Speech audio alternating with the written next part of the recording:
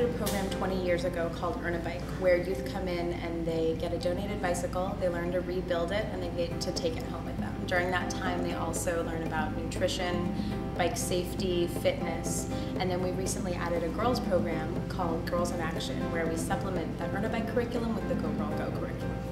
We talk about issues that are really relevant to every young person, actually every person in general, but especially women, like depression, self-harm, eating disorders, nutrition, women's health, things that like every girl needs to know about, but not a lot of people are willing to talk about.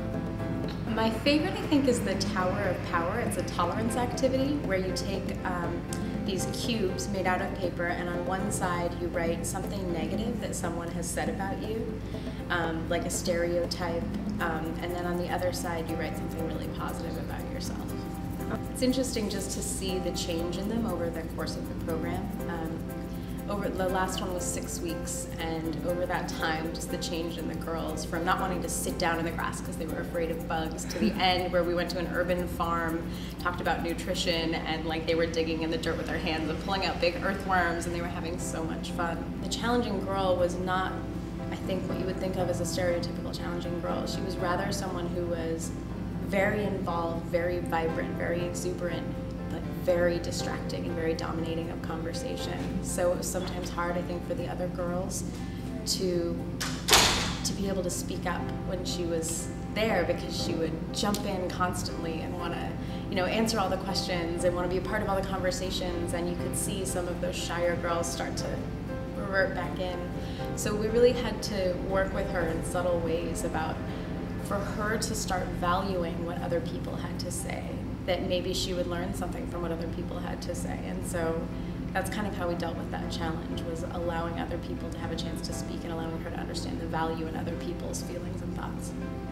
The advice I would give is that some of these are really challenging topics, and to be prepared for them. You know, you can't jump into a conversation about cutting, which is in the self-harm chapter, and you can't jump into a conversation about depression and family issues if you're not prepared to have a high-risk conversation. Some of the girls we work with do have some pretty major family issues, and so for those topics we've called in other groups that specialize in doing these things. So for our next one, for family issues, we've called in Playback Theater, which is a group that will do fun, interactive role-playing and playback scenarios with the girls to help them kind of work through some of their feelings about their family issues.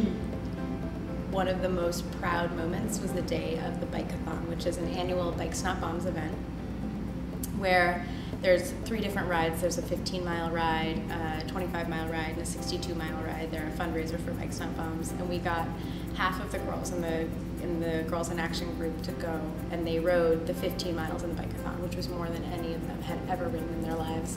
And we all rode together, and we stayed together, and it took us like 3 hours, but we all did it, and we all finished together, and that was a really, really valuable experience for them. Even like when they were tired and they wanted to quit, they kept going and they finished, and you could just see the smiles on their faces when they ended, that they were really proud of themselves.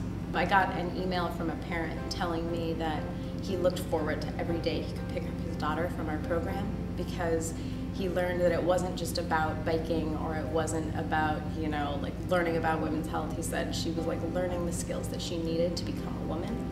And he said that every day that he picked her up, she was so excited, and she was telling him stories, and she was telling him about bike parts and bike mechanics and this gross thing she learned in, you know, women's health ed. And so it was really amazing to hear that from his perspective, to see that he had seen that she had changed. Contact us anytime at Bikes Not Bombs, and we'll get your youth signed up for a program.